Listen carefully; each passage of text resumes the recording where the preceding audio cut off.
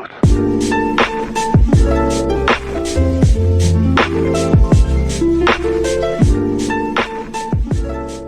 everybody and welcome to a Kerbal Space Program video, commentary video, let me just correct myself there.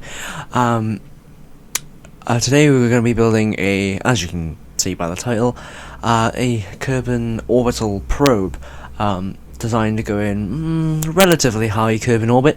As you can see, I'm constructing the bits of fuselage and monopropellant engines, fuel tanks, sorry, and some batteries on the bottom, as you can see. I've sped up the footage because so you don't have to sit there for 15 minutes, just me constructing the actual probe itself. It may be a little bit too quick, let me know in the comment section below. First I have a commentary video, so this won't go as smoothly as anticipated. As you can see, it's quite a small probe. The purpose of this craft is, well, in my head, supposed to act as like a temporary, I can say, pivot point on the actual in the game, so I can connect. So if I ever go to faraway planets from Kerbin, which is the bit like Earth, yeah, so you know, so I could easily connect them to the Kerbal Space Center if I don't end up bringing a pilot, but I always bring a pilot, so it's not really good. As you can see, I'm constructing the rocket itself. It's a little bit too overpowered for this mission. Sadly, that was a mistake. I should have been looking down at the, what's it called? Yeah, so the meters per second. We've cut to the launch because I had some minor problems with aerodynamics and things, but it's all fixed now. Might be going a little bit too quickly here. Not quite sure. I mean, the footage I'm on about. I'm using time warp, as you can see at the top left, to quickly get as much meters per second as possible. Yeah. I hope the audio quality is alright. I've probably boosted it in the editor as I'm recording this, as I'm watching the video. So it's all edited down, and then I start recording the commentary. That's how I'm going to be doing my commentaries from now. The reason why I asked about the quality of the thing, of the audio of me speaking, is because I got a new mic. Not a headset, it's a little mic on a stand that you connect to my PC through USB. Not sure if it's good or not. It's really good. It's quite big. Not as big as the ones you see on other YouTubers, but you know, it's just to help me get me started and actually do these commentaries. I wanted a mic because I'm fed up wearing a headset, and yeah. Yeah, I'm doing Kerbal Space Program videos now because if I started recording while playing KSP on my laptop, then it wouldn't be very good quality. But now I've got a gaming PC, well, it's running really smoothly. As you can see, now I'm just reaching a suborbital trajectory. Yes, you can see my craft is really wobbly. That's because it's way too heavy and some other things. We are technically officially in space. We've passed the line. I've called them. I'll have to check. But it's the line that separates Earth's atmosphere, or Kerbin's atmosphere, for this instance, and space. As you can see, I'm performing a maneuver. This is for orbit. It's about medium orbit. It's not really high, but as I will be launching more of these, I am thinking of completely starting a new save because I'm on an old save right now. As you can see over by the moon, or the mun in this game, it's called the mun. There's something orbiting, and it's a polar probe that I put on there a long time ago. And I might do a new save file. I might do a science mode rather than sandbox. I'm in sandbox right now. And yeah, so I've packed too much Delta V, too much fuel, and you see the bottom left where it says orbit, and above that there's like a little orange bar and there's numbers on it, and I think it says 16 meters per second. I can't really see because the window I'm watching this on is pretty small, so I can't really see, but it's about in the 10,000s meters per second.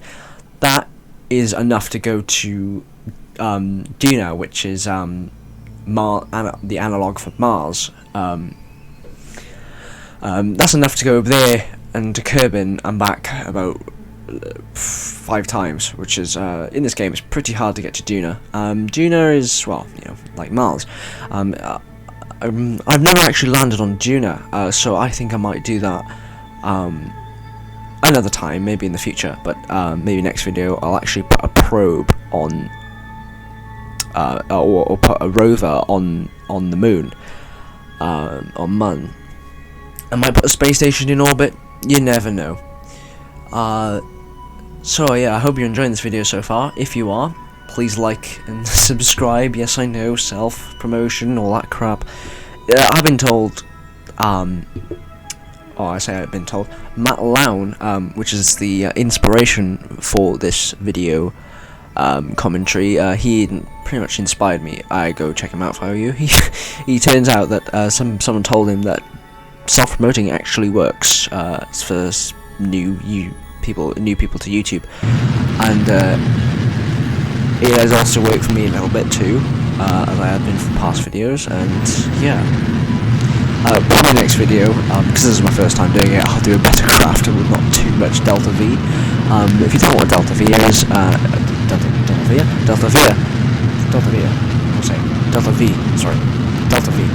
Delta V is, well, Delta is the Greek, I think Greek or might be Latin, I don't know, but it's like a triangle, and it means to change in something, and the V means velocity, so that means the change in velocity.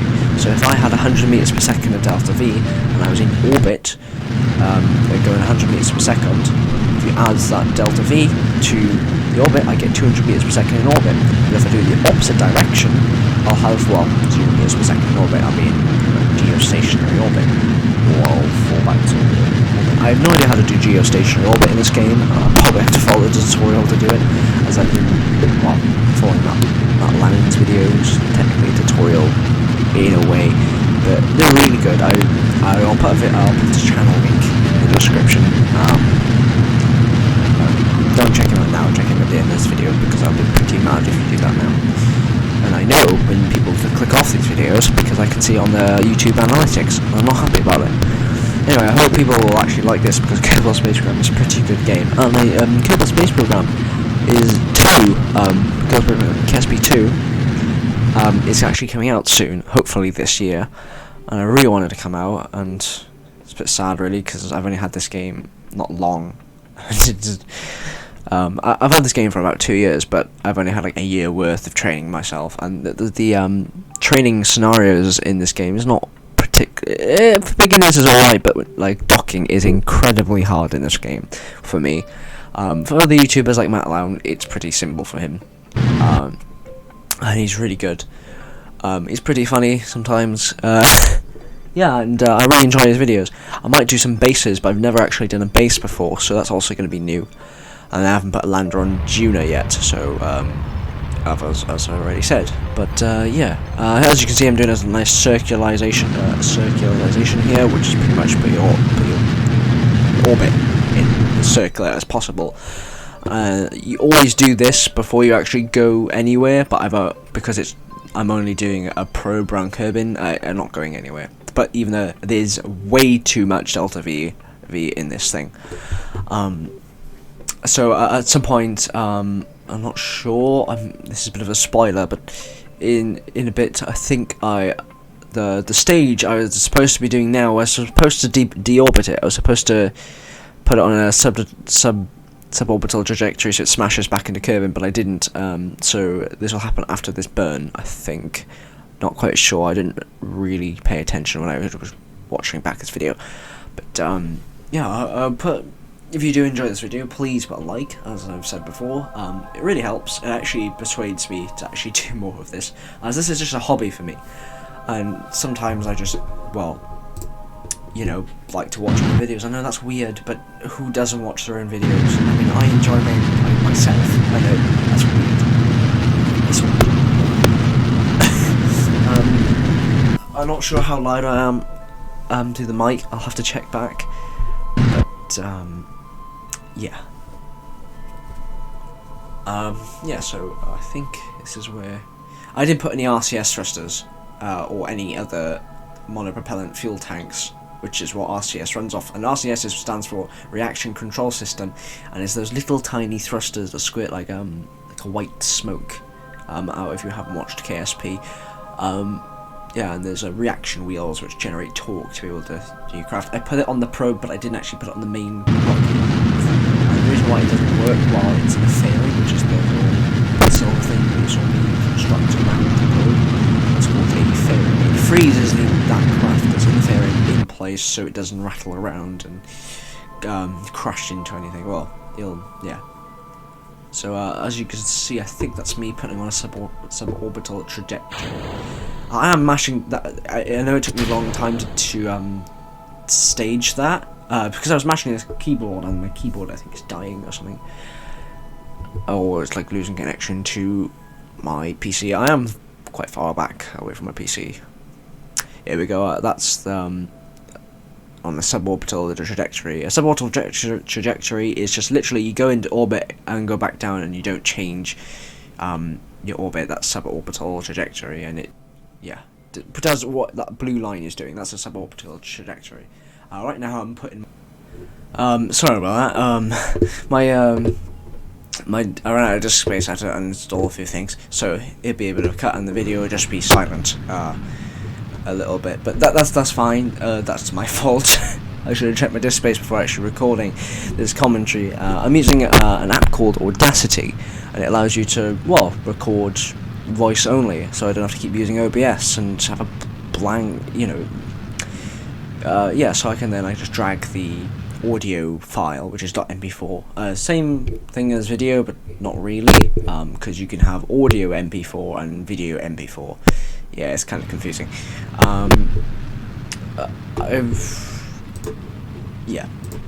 Basically. So I've done this stage that, and now I'm using. I forgot what these thrusters are called, but they're really cool. I might be using these thrusters. There's lots of different thrusters, like the Cheetah engines, which is a bit like this one, but singular and a little bit thicker. It kind of looks like it's got a fuel tank built onto it. Not really, it's just like a bit of, But here I am burning. I'm not on the map screen. I don't know what this screen is called. I call it the flight view or state. I don't know. Flight view. I call it flight view. This is the map screen. There we go. I'm just trying to get as circular as possible, and you can tell when you're plotting. When you're plotting a maneuver on this game, you can tell when your orbit is completely circular, where the apoapsis and the periapsis, which is the highest and lowest point, apoapsis highest, which is AP and PE on the blue line, when they kind of switch places, and it tells you that you're in a perfect circular orbit. It doesn't have to be perfect like pinpoint circular around orbit, but as circular as you can. And that grey circle, that's structure that's floating, that's called a stack separator, which what it does, it's like a decoupler, which is what I've been using for staging, but it detaches everything that's attached to it, so that's why you see it floating away from the fuel tank that we packed too much fuel in there. I should have checked how much fuel was in there, but I was trying to find out big enough fuel tanks to fit fairings and stuff. And as you can see, I'm using an ion engine or an electric propulsion system, as you saw me place on there, and they're really for small crafts and moving towards thing when you're docking, but I used it because just in case I need to move my trajectory a little bit, or I just put it on there because it's cool. I like the blue ring that lights up on there when you use it. As you see, I put the RCS thrusters on. I forgot to say that when I was constructing it. I accidentally keep pressing escape. I'm not. Yeah, and I realised that, as you can see me just spinning it because I just want to lengthen the video out there. because it wasn't going on very much long, and I just spinning it just for fun. I had no idea why, but yeah, so we're probably coming up to the end of this video now. I think this is the end of it, pretty much. So I hope you enjoyed this video, and as I said before, please like, most importantly subscribe, and if you are subscribed, please make sure your notification bell is set to all, I think it is, not personalized, as when I don't know if there's anybody else, but when I do it, it puts it to personalized, don't know why. But yeah, so I'll see you in the next one. Peace out.